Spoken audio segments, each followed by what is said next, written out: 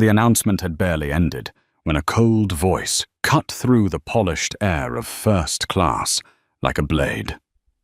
"Sir, we need you to vacate this seat immediately." Jordan Ellis looked up. The warm cabin lights reflected off the silver rims of his glasses, his face calm, but his chest tightened. Dozens of eyes turned toward him, skeptical, indifferent, and a few unable to hide their amusement. Sitting in seat 2A, the seat he had booked weeks ago, Jordan drew a slow breath. He was far too familiar with this feeling, being treated as though he did not belong in spaces long assumed to be reserved for others. Chloe Ramirez, the purser, tall and immaculate, but with no warmth in her eyes, stood before him. At her side, 2 security officers hovered, their hands too close to their tasers. The whole scene felt rehearsed, as if written in advance. Jordan tilted his head slightly, glanced down at his phone. The screen flashed a notification. $25 million, the first installment of a $120 million deal with Skyreach Airlines, had just been transferred. A faint smile tugged at the corner of his lips, almost imperceptible. With one simple tap, he reversed the transaction. In that moment, Jordan understood. This was no longer just a personal insult. This was a battle. 3 hours earlier, Jordan had walked into the airport wearing a charcoal grey tailored suit, a deep purple silk tie, and carrying a leather briefcase that held the most important presentation of his career. At 43, he was not only the CEO of Summit Capital, a multi-billion-dollar investment firm, but also one of the rare black men from South Chicago who had climbed to the top of Wall Street. He had prepared for this deal for months. Skyreach Airlines, a struggling giant drowning in debt, needed capital to survive. And Jordan was their lifeline. $120 million in exchange for a seat at the table of restructuring, a deal that would rewrite Summit's position in aviation. And yet, here and now, the very airline he was poised to rescue was painting him as an unworthy intruder in front of an entire cabin. Chloe bent down, forcing a brittle half-on smile. "Sir, we have a VIP who requires this seat. You may move to economy. We'll compensate you with a voucher." Whispers spread through the rows. Jordan glanced across the aisle.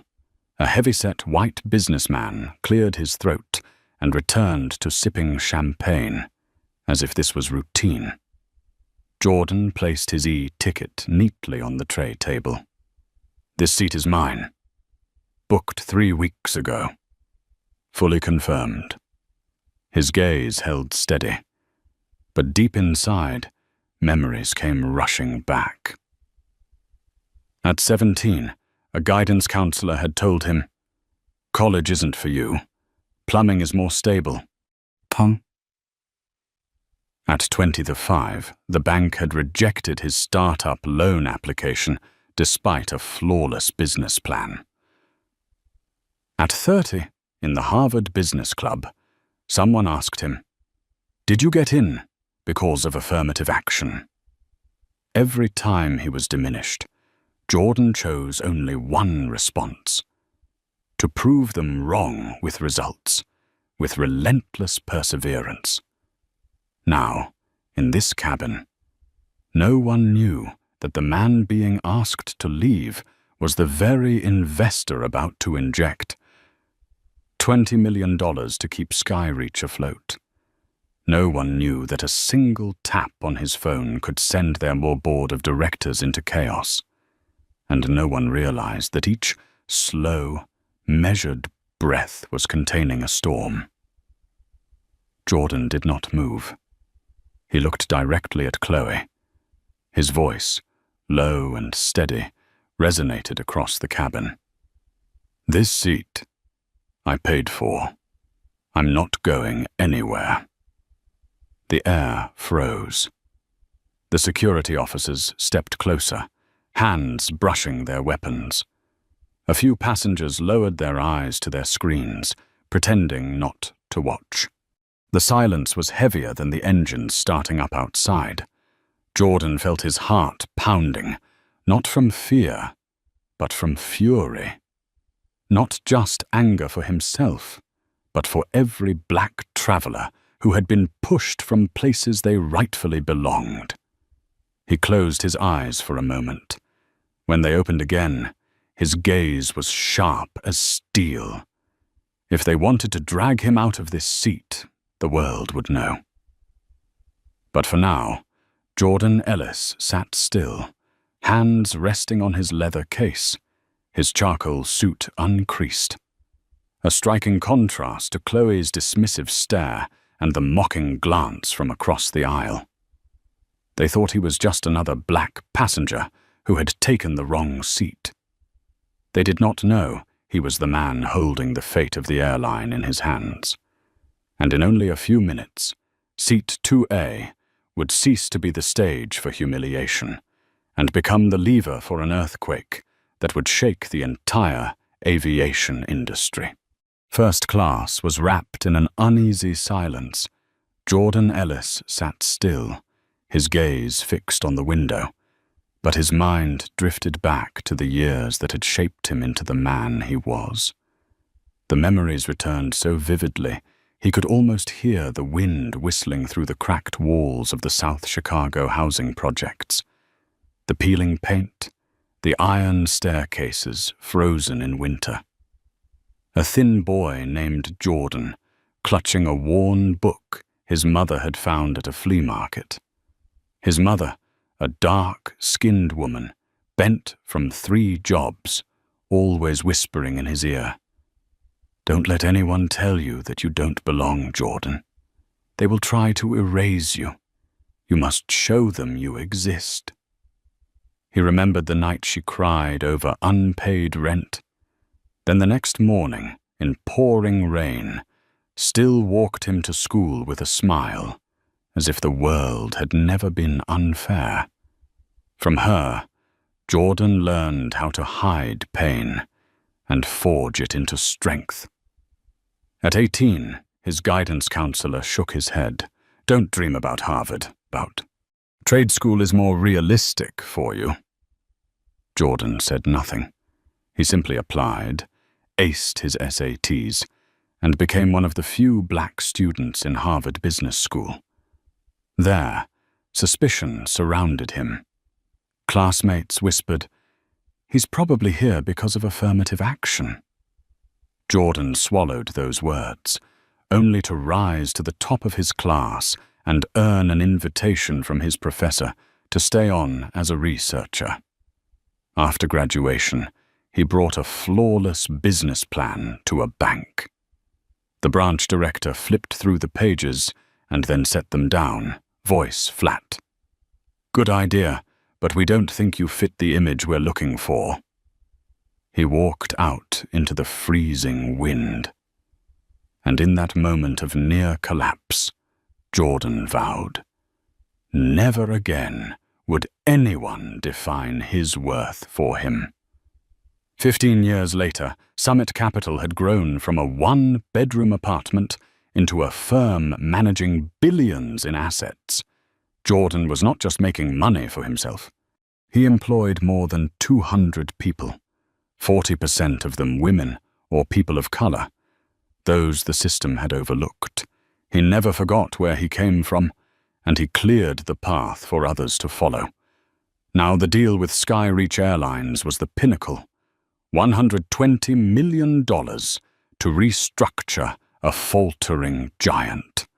It was not only profit, it was the chance to carve Jordan's name into aviation history. The sharp sound of heels broke his reverie. Jordan looked up.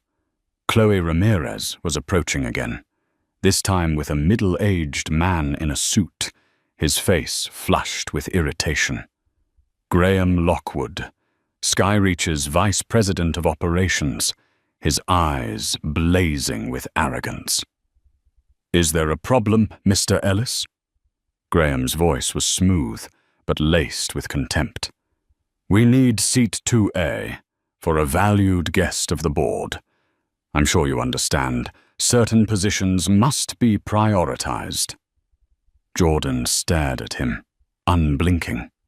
In that instant, he saw the fear beneath Graham's polished mask, the fear of power slipping into new hands, the fear of someone like him crossing into spaces once reserved only for them.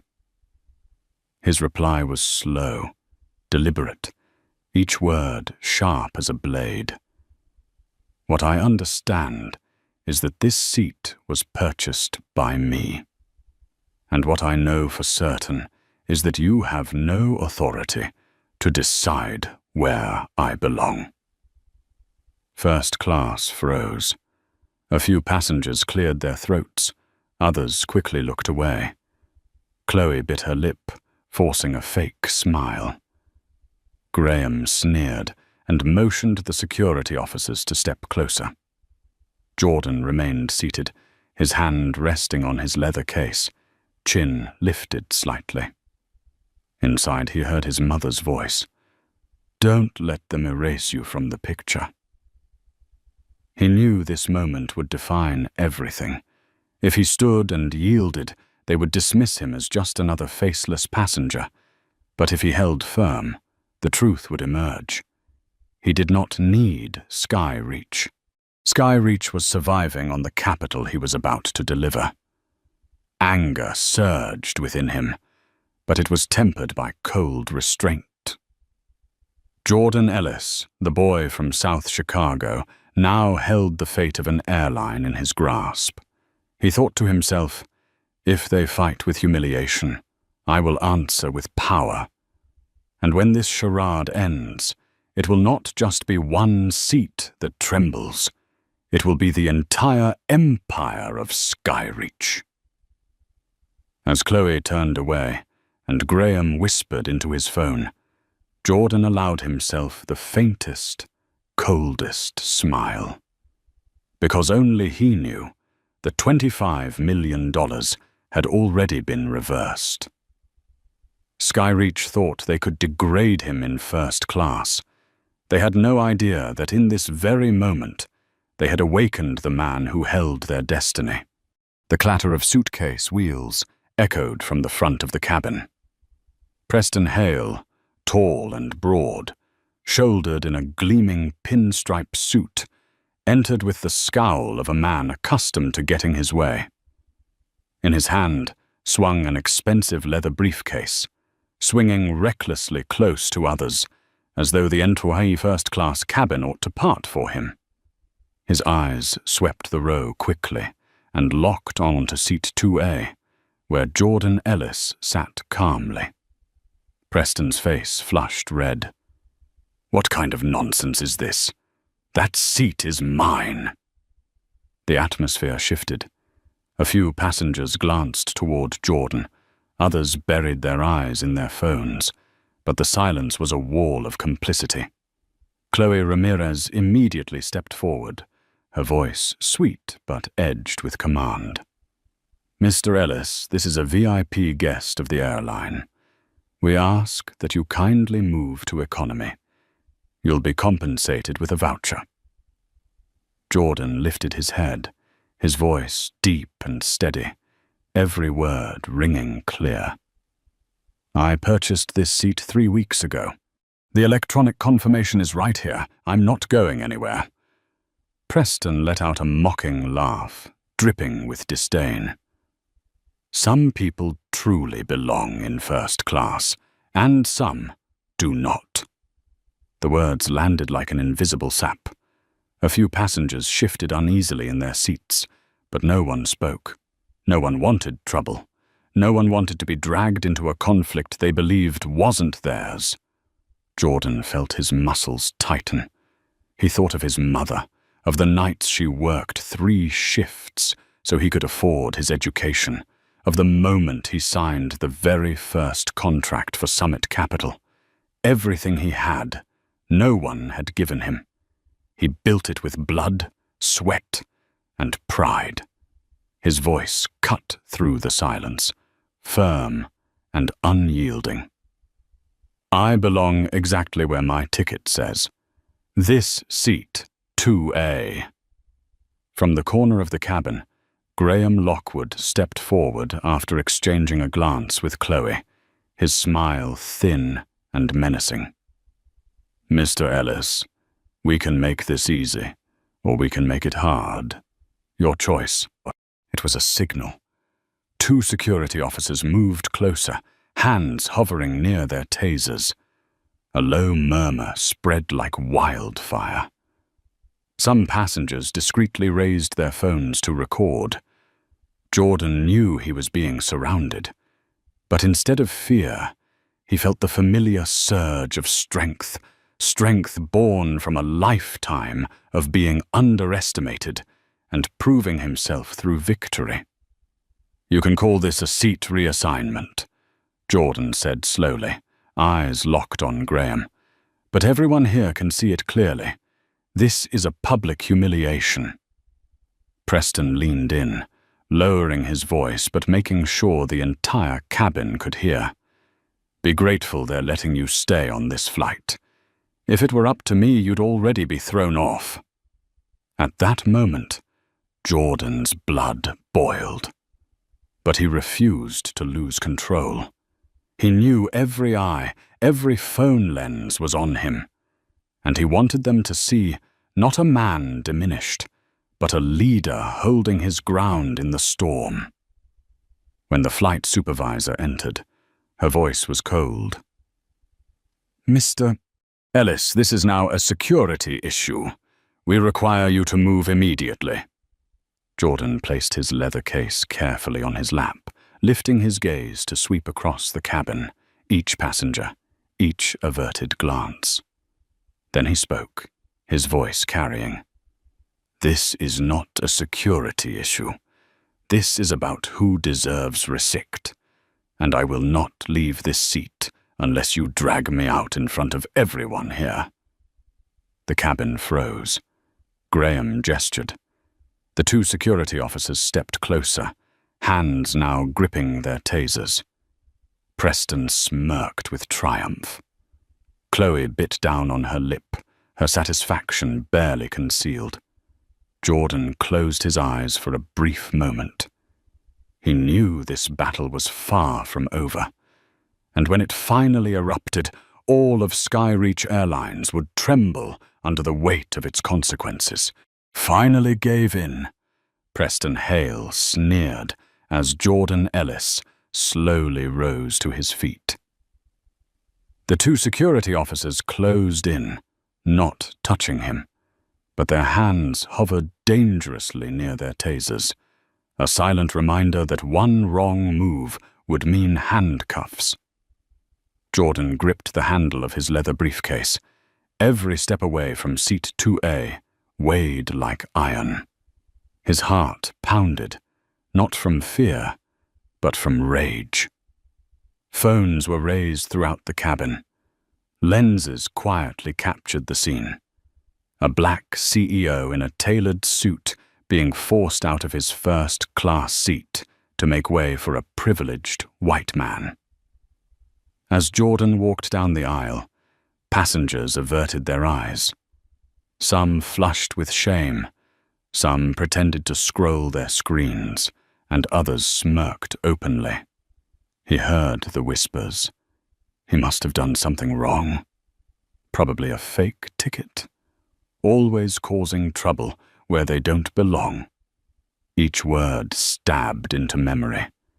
He thought of his mother, of her voice telling him, "They will try to erase you, but you must show them you exist." At last, Jordan reached row 34. A cramped middle seat wedged between strangers. The man on the aisle scowled, shifting just enough for Jordan to squeeze past, while the woman by the window pressed herself against the wall, recoiling as if from contagion. Jordan sat down, his knees slamming into the seat in front. The space around him was suffocating. From the crystal glasses of first class to the flimsy plastic cup now in his hand, the difference was crushing. He loosened his tie, breathed deep, but the fire in his chest only burned hotter. Moments later, a flight attendant walked by. Jordan pressed the call button. She stopped, avoiding his eyes. "What do you need, sir?" "A glass of water."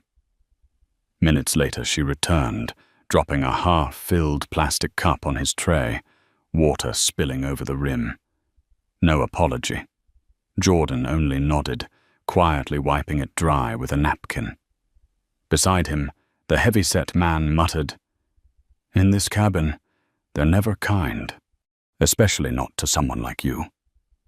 The man meant no harm, but the phrase cut deep. Someone like you. After all the years, all the victories, he was still shoved into a box, still reduced to a label. A chime. Jordan's phone buzzed with a notification. "Your baggage has been rerouted to Minneapolis." He closed his eyes. Inside the suitcase were copies of contracts, presentation files, and clothes for the meeting. All gone. This was no mistake. It was a deliberate warning. Jordan opened his recorder app, whispering into the mic. 15:32. Baggage rerouted. Suspected deliberate interference. Responsible party. Lockwood. He had learned to fight with his sharpest weapon. Evidence. Whispers rose around him. A young passenger in front held up his phone, live streaming to social media. On this Skyreach flight, a black CEO was forced out of his first-class seat. Unbelievable. Within 10 minutes, the clip spread like wildfire. Hashtags not removed. While black and sky. Reach discrimination surged, thousands of shares and outraged comments. Jordan looked at his screen, his heart aching, but a spark of hope ignited. The humiliation was no longer confined to this cabin. It had escaped into the world, becoming a fire for justice. Meanwhile, in first class, Preston Hale reclined smugly, champagne glass in hand. He leaned toward Graham Lockwood, lowering his voice but loud enough for others to hear. "See? My seat has to stay clean. Can't have people like that dirtying it." Graham chuckled, but unease flickered in his eyes.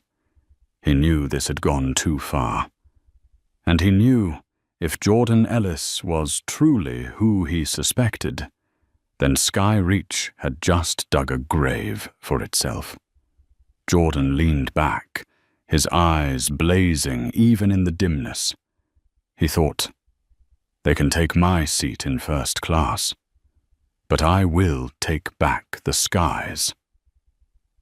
The cramped economy cabin was only a temporary cage, because once this plane touched the ground, Jordan Ellis would turn today's humiliation into an earthquake that would shake the foundations of Skyreach Airlines. The plane cut steadily through the pale blue sky. But in the cramped economy cabin, Jordan Ellis sat at the center of a storm. On his phone screen, the clip of him being forced from his first-class seat had already passed 500,000 views in just 30 minutes. Comments poured in. "This is blatant racism."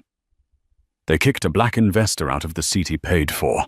Hard to believe this is still happening in 2025. Skyreach will pay for this." Jordan drew a long breath. The humiliation of being marched out of first class still burned hot in his chest. But now he understood. It was that very humiliation that had become his sharpest weapon. Up ahead in first class, Preston Hale sipped champagne, unaware that at least 3 passengers had caught his sneer and his contemptuous remark. "Some people don't belong here," on camera. The phrase had already turned into a viral meme. Graham Lockwood was different. Reclining stiffly in his seat, his phone buzzed again and again. Messages from the PR team flashed. "Clip is viral. Crisis.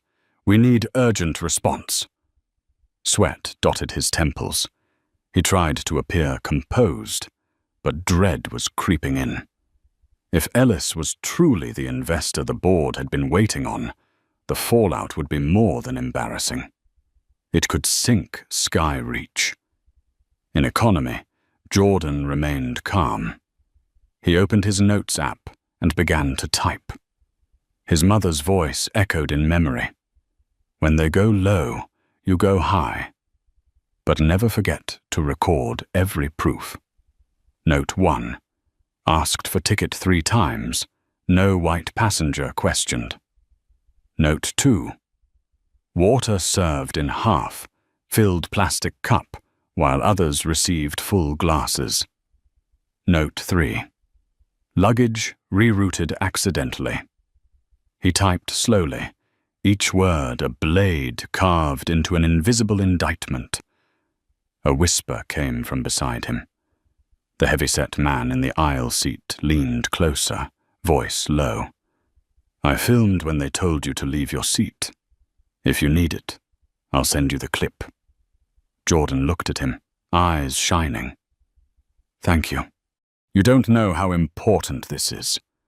He received the video and forwarded it to a secure email. Piece by piece, the perfect case was coming together. Nearby, a group of passengers murmured. A young woman live-streamed, her eyes fierce with anger. "They just threw a man out of first class because of his skin color. I saw it with my own eyes. This wasn't a misunderstanding. This was clear discrimination." View counts surged. A new hashtag began to spread. #Justice for Jordan. Jordan straightened in his seat, his heart pounding not with fear, but with a familiar surge, the feeling before a major deal. A battle that demanded strategy, patience, and the perfect moment to strike. He unlocked his phone and texted Tiana Brooks, COO of Summit Capital. "Don't panic. Hold the $25 I'll explain after landing. Prepare emergency boardroom." Her reply came instantly. "Video is everywhere on Twitter. Journalists calling non-stop. Are you all right?" Jordan's response was brief. "I'm fine. This is just the beginning." Back in first class, Graham Lockwood dabbed his forehead, turning to Preston. "Do you realize what you've done? The clip is trending worldwide." Preston smirked. "So what? A man was moved from his seat. Big deal. This will blow over." But Graham knew better. This wasn't just a man. This was Jordan Ellis, a name that made Wall Street banks tread carefully. If the media connected the dots, the consequences would go far beyond a single flight. Jordan closed his eyes, leaning back against the hard seat. The engines thundered like war drums. Behind his eyelids, he saw his mother's face, the doubting eyes of his school counselor, the rejection letter from the bank. All the moments he had been underestimated, belittled, dismissed, converged here. And this time, he would not just defend himself. He would take down the system that allowed it. The plane trembled slightly, Wi-Fi flickered, and a notification appeared on Jordan's phone. Skyreach Airlines, investigating incident on flight. On flight Kin 76. We value diversity and inclusion. Jordan let out a cold smile, a hollow statement, a flimsy shield. He whispered to himself, "You have no idea who you just woke up." The economy cabin was tight and unforgiving. The seat was stiff, the space suffocating. But in Jordan's eyes gleamed the steel resolve of a strategist. He was no longer just a humiliated passenger.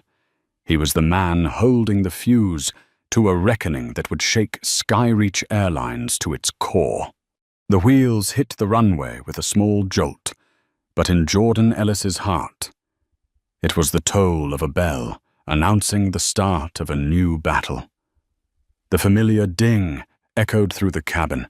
Passengers hurriedly unfastened their seatbelts and jostled to grab their luggage. Jordan did not move. He stayed seated, steady, his sharp gaze fixed on the rows of first class ahead, where Preston Hale was straightening his tie, and Graham Lockwood whispered tensely into his phone. "Passengers are asked to allow those in first class to disembark first." The flight attendant's voice rang out, indifferent, as if nothing had happened. Jordan's lips curled slightly. "Let them go first. But when these doors open, I will be the one in control."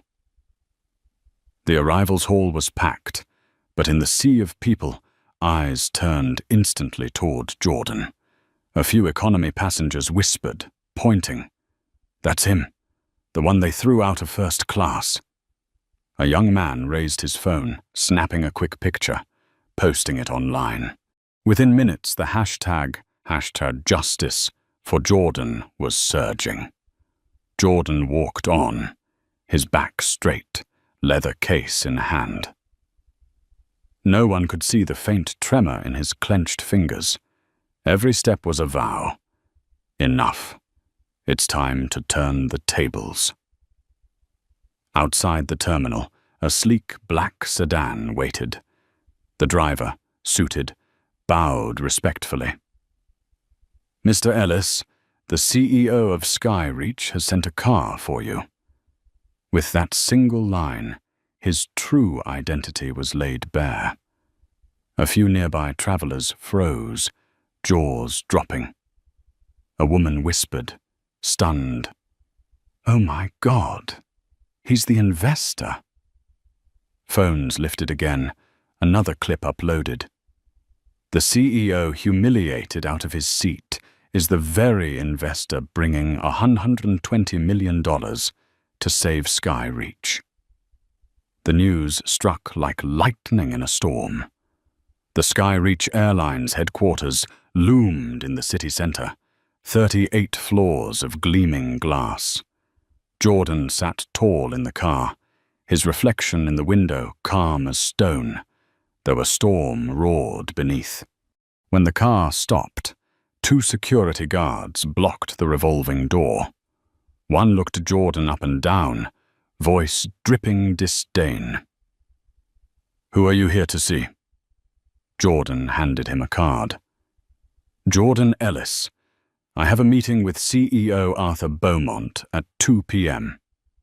The guard raised his brows, eyeing the card, and then Jordan as if he were an imposter. "Wait. I need to verify this." Jordan stood firm, back straight, eyes cold. Again.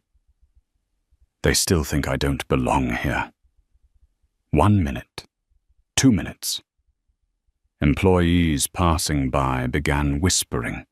Some recognized him from the viral clip. Finally, the elevator doors opened.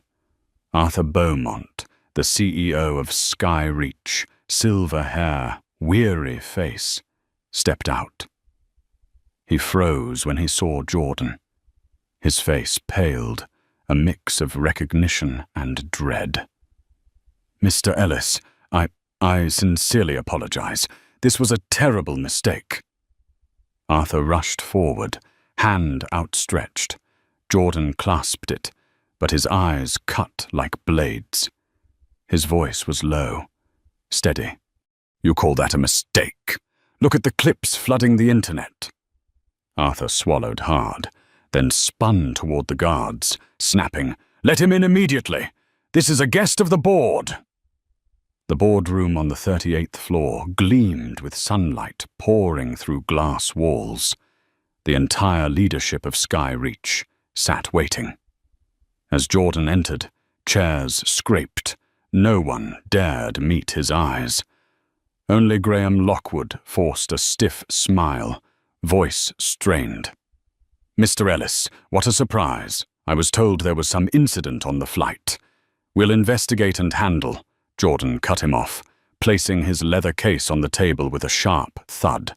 "Not an incident, a deliberate humiliation, and I have the proof." He raised his phone, playing the video that showed Graham giving the order to the crew. Graham's face drained of color. Murmurs rippled across the room. Arthur sat frozen, sweat glistening on his forehead. Jordan stood tall, gaze sweeping the room. "You invited me here to save Skyreach with $20 million. But I don't save companies that tolerate discrimination. I'll wait for concrete action. If not, then my capital disappears, just like you tried to make me disappear from seat 2A. A deadly silence fell. Graham tried to speak, but no words came. Arthur nodded quickly, his voice shaking. We will act immediately. Mr. Ellis, please, give us a chance." Jordan picked up his case and turned. The door closed behind him, leaving a room of pale, shaken faces. In the descending elevator, Jordan stared at his reflection in the mirror. His eyes glowed like tempered steel. They thought I would bow my head. But I've just put this entire empire under my hand. And outside, the world was roaring, turning one shove from a first-class seat into a fight to the death over dignity, justice, and power. The luxury hotel in the heart of the city glowed with light. In a high-floor suite, Jordan Ellis loosened his tie, sat in his crisp white shirt before a polished wooden desk. Beside him, his computer screen overflowed with news tabs. The clip of him being forced out of seat 2A had surpassed 10 million views. The media was calling it the racial discrimination scandal shaking the airline industry. Jordan poured a glass of water, his hand still trembling faintly with adrenaline, but his eyes burned with fire. This was not a time to endure. This was the moment to strike back. A ping. A video call connected. On the screen appeared Tiana Brooks, COO of Summit Capital, hair tied high, voice firm. "Jordan, the news is exploding. Partners are calling non-stop. How do you want us to handle this?" Jordan gave a short nod. "First, freeze the 25 million already transferred. List the reason as suspected fraud and reputational risk. Second, assemble the full legal team. This is no longer just business. This is a systemic battle." Next to Tiana, Victor and Gwyn, legal advisor, leaned in. "We have the right. The contract has a force majeure clause in cases where the partner company violates ethical standards that damage the brand." Jordan's lips curved into a sharp smile. "Exactly. They wanted to make me look unworthy of seat 2A. Now I'll show them who really decides who belongs where." The door swung open. Naomi Park, head of internal investigations, entered carrying a thick stack of files. She dropped them firmly onto the desk. "I've just pulled Skyreach's complaint history, At least 5 cases accusing Graham Lockwood of discriminating against minority employees, all buried under non-disclosure settlements. Jordan flipped through the pages quickly, eyes cold as steel. Perfect. They've paved the road for us themselves. Naomi continued. Not just employees. A passenger last year also sued after being forced from first class to economy. The case was quietly settled, but I've obtained a copy of the mediation record. Jordan glanced at his watch.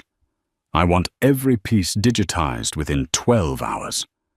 By morning, we'll have a complete report. A second screen lit up. Ethan Shah, Summit's cybersecurity specialist, appeared from New York, a wall of machines and tangled wires behind him. Jordan, I've set up a honeypot system. If Graham or his people try to breach us, we'll catch them red-handed. I'm also tracking Skyreach's internal groups. Lots of chatter pointing to Graham giving the direct order to remove you. Jordan nodded. Pin everything. Every message. Every email.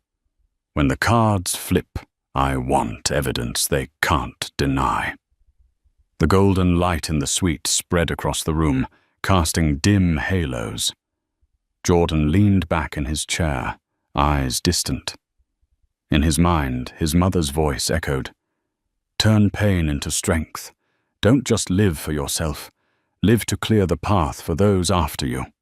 He whispered, This is no longer about a seat.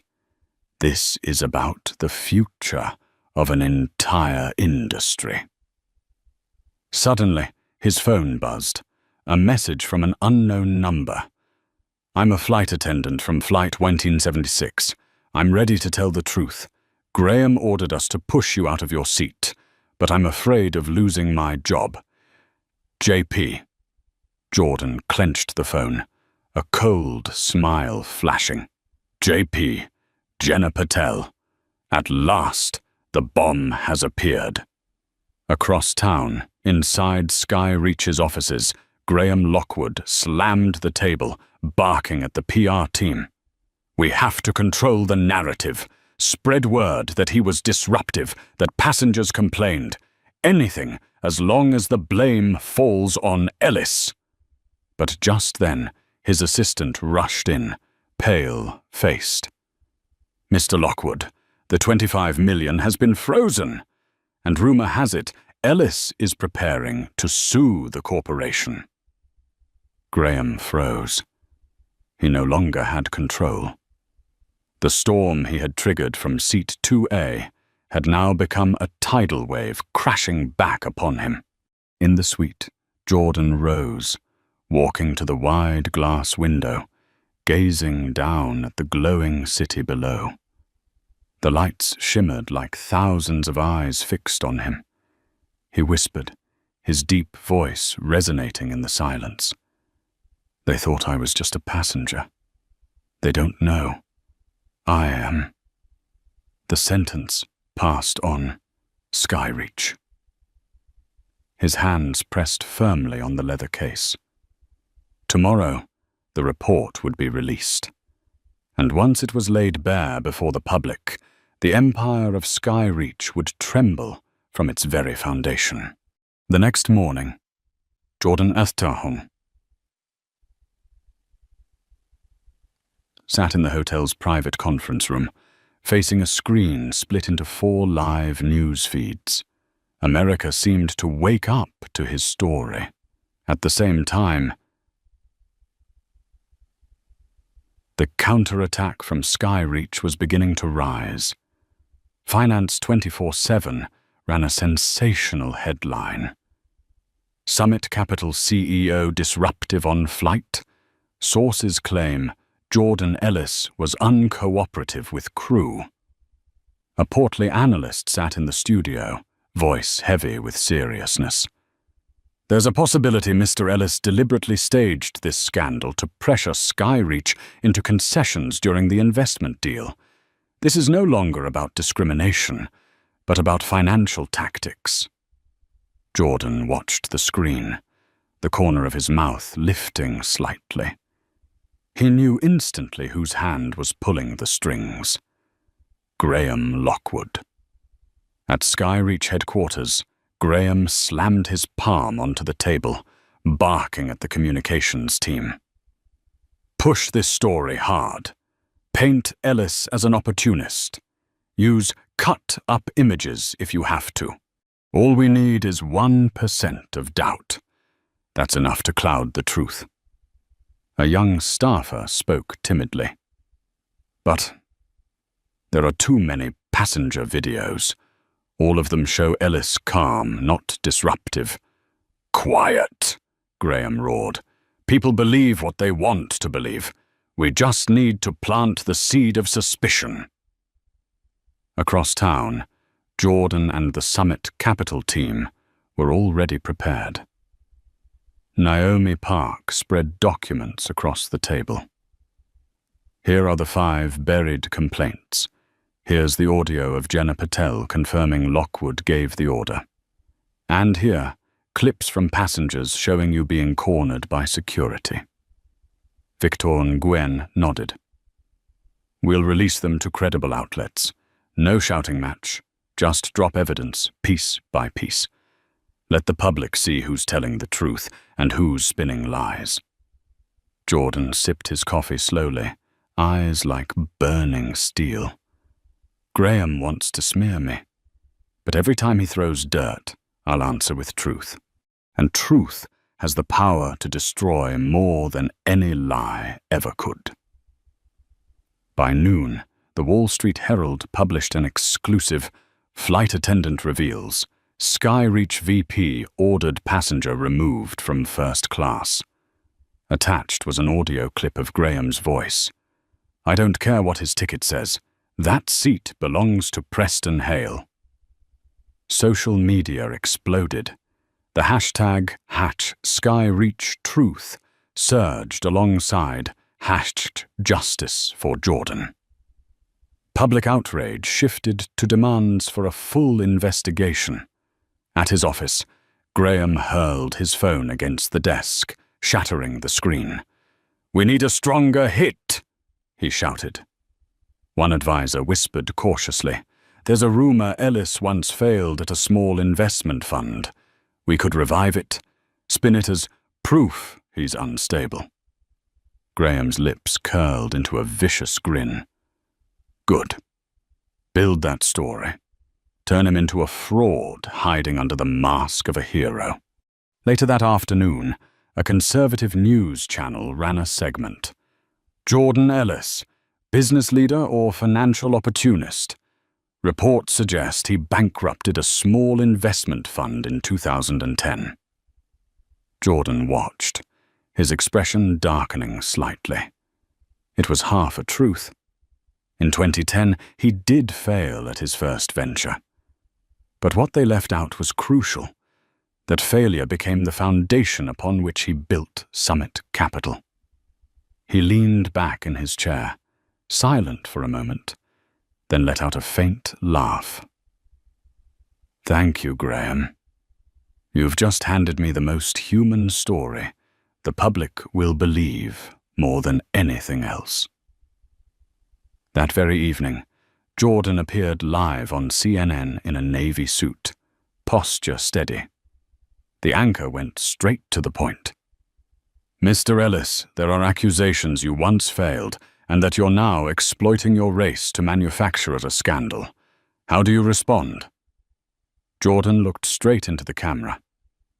Yes, I did fail. But failure does not define me. It forged me into the man sitting here today. The man who built a multi-billion-dollar fund, created hundreds of jobs, and is ready to invest to save Skyreach. But instead of working with me, they chose humiliation. The question isn't how many times I stumbled. The question is, why, in 2025, is a black passenger still seen as unworthy of sitting in first class, even after paying like everyone else? The studio fell silent. The anchor nodded solemnly. On social media, thousands of comments flooded in. He's right. This isn't just about one man. This is about all of us. When the program ended, Jordan switched off the TV. His phone buzzed with a message from a major partner. "We stand with you. Sky Reach will pay the price." Jordan gave a quiet nod. He knew. Graham had just lost a move. The dirtier they fought, the more Sky Reach revealed its true nature. He whispered to himself, voice low and resonant in the room. "You want to humiliate me with lies. I will bury you with truth, with..." On the third night after the flight, the city had not yet gone to sleep when social media exploded once more.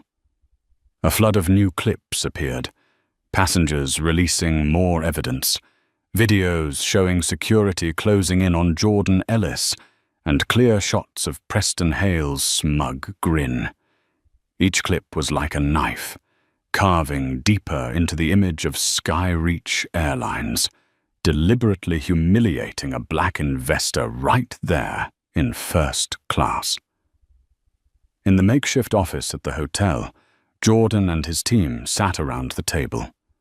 The glow of computer screens lit up tense faces. Naomi Park dropped another thick file onto the desk. "We have 7 former employees ready to testify.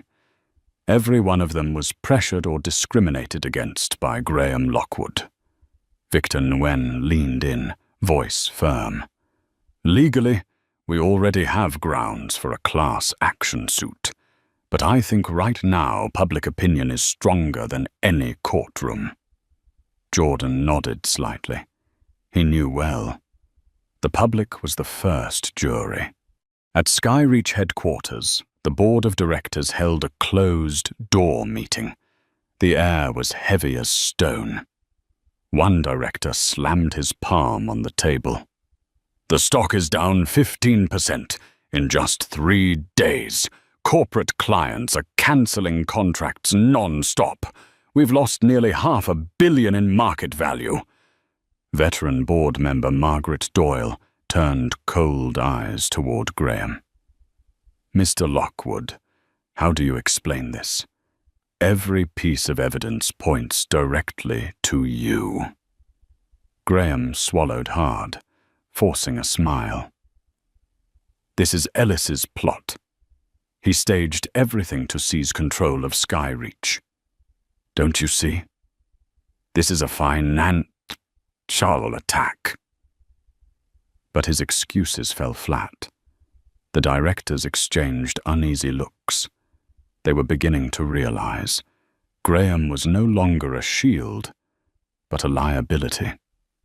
Meanwhile, Jordan appeared on NBC's evening program. The camera zoomed in on his face, calm, steady, but his eyes burning with fire. The anchor asked, "Midterm, Ellis, Sky Reach claims you're using the incident on the flight to gain leverage in a $120 million deal. How do you respond?" Jordan gave a faint smile. "If I wanted leverage, I would have stayed silent, signed the deal, and ignored the humiliation. But I couldn't. Not just for myself, but for the thousands of passengers who were treated like me, and never had a voice. This isn't a negotiation. This is a wake-up call for the entire airline industry." The studio erupted in applause. Online, the hashtag #StandWithEllis soared past 20 million mentions. Graham Lockwood sat in his office watching the interview. His face flushed red. The whiskey glass in his hand trembled, spilling onto the desk. "He can't be allowed to turn this around," he muttered, then turned to his assistant. "Find something else. Dig into his personal life. Target his family if you must. I won't lose my seat to some black upstart." The assistant paled, but Graham had already slid too far into his own darkness to step back. At the same time, Jordan's phone buzzed. An anonymous email popped up. I used to work under Lockwood. I have proof he took bribes from a supplier. If you need it, contact me. JP. Jordan read it and allowed a cold smile to form. The harder they tried to cover, the more cracks they revealed. The next morning, the Financial Times ran a bold investigative piece. Skyreach Airlines, a culture of discrimination or just an isolated incident. The article laid out decades of patterns. Black passengers routinely re-seated, hiring policies riddled with bias. At the center of it all, Graham Lockwood. The Skyreach board convened again. This time Margaret Doyle spoke plainly. We must consider removing Graham. If not, this company will collapse. CEO Arthur Beaumont sat in silence, face grim. He knew he stood at a life or death crossroads. Protect Graham or save the company. That night, Jordan sat by the hotel window, the city lights glittering below. In the glass he saw his reflection, not just a businessman, but a man carrying a mission on his shoulders. He whispered softly, "This is no longer an investment deal. This is a battle to change how an entire system values human dignity." His phone lit up. A message from Naomi. "We have a new recording. Graham directly threatening Jenna Patel." Jordan closed his eyes, smiling faintly. The pieces were in place. The tower of lies was ready to fall, and when Skyreach began to crumble, he would be the only one left standing. Grey twilight cast its shadow over the glass tower of Skyreach Airlines. On the 38th floor, the board of directors gathered around the gleaming long table. The air was so heavy it seemed even the chairs trembled under the storm. Arthur Beaumont, the CEO, broke the silence, his voice hoarse. "We cannot drag this out any longer. The stock fell another 7% this morning. Major partners have frozen contracts. We need a decision." Every eye turned to Graham Lockwood. He still wore an expensive suit, but his collar was creased, sweat streaking down his temple. "Don't let the media and Ellis manipulate you," he shouted. "This is a deliberate campaign. Ellis wants to take over Skyreach." Margaret Doyle tapped her finger coldly on the table. "Do you have proof, Graham, or just empty words? Because we have proof to the contrary. Testimony from staff, Jenna Patel's recording, and even your bribery files." Graham's face went pale. For a moment, he could see the seat of power slipping from his grasp. The door swung open. Jordan Ellis entered, tall and straight in a deep blue suit. No one had invited him, but no one dared stop him. The room seemed to stop breathing. He set his leather case on the table, eyes sweeping over every face. "I'm not here to negotiate. I'm here to remind you. Skyreach is standing at the edge of a cliff, and the one who pushed you here is not me. It is Graham Lockwood himself." Arthur stammered. "Mr. Ellis, this is an internal meeting." Jordan cut him off, his voice low but firm. "Internal. The entire world is watching you, and they've seen enough."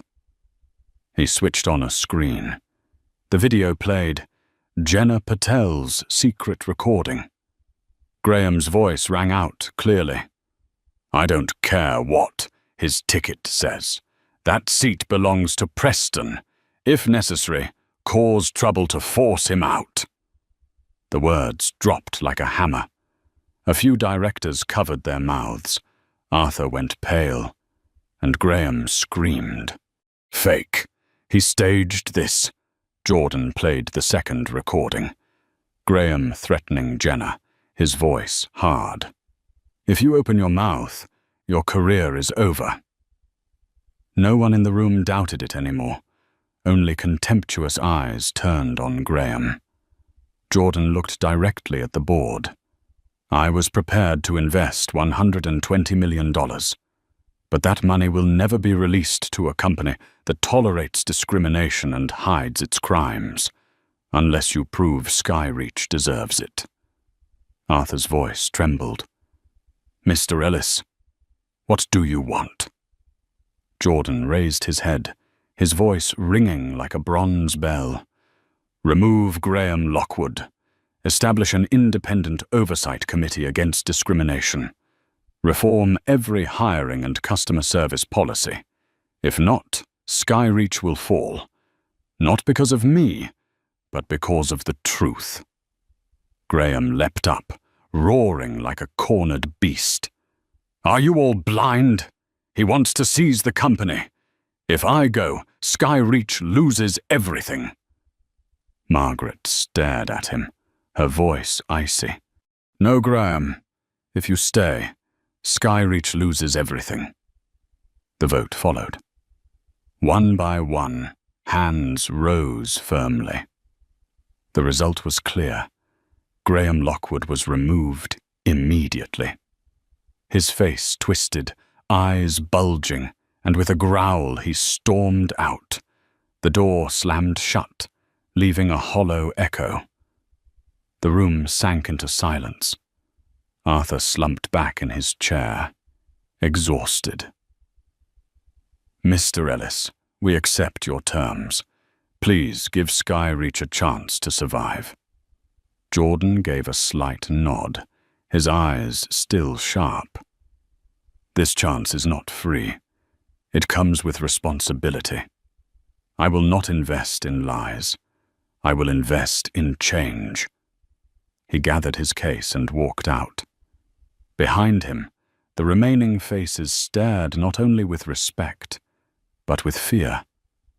In the corridor, Jordan paused by a window. Below, the city glowed, traffic flowing like lifeblood. He drew a deep breath. For the first time in days, his chest eased. He had lost a seat on a plane. But today, he had claimed a far greater seat, the seat of power in the very boardroom of Skyreach. The storm has quieted. Graham Lockwood left Skyreach in disgrace.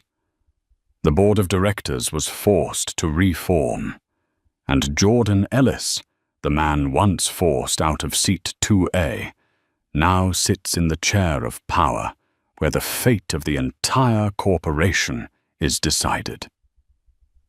But what matters more is not a $120 million contract. What matters is the message the world has just witnessed. A seat is never just a place to sit. It is a symbol of worth, of justice, of the right to be respected like anyone else. Jordan transformed humiliation into an opportunity for reform. He showed us that true strength does not only lie in wealth, but in the ability to use power to shatter injustice and rebuild trust. And the question for you, the one watching this video, if one day you see someone stripped of their rights, will you stay silent or will you stand up? Leave a comment with just 2 words, justice first, to show the world that you too believe respect is a fundamental right of every human being. Do not forget to hit like if you believe justice must be served, and subscribe so you never miss the next stories where courage and justice always take flight.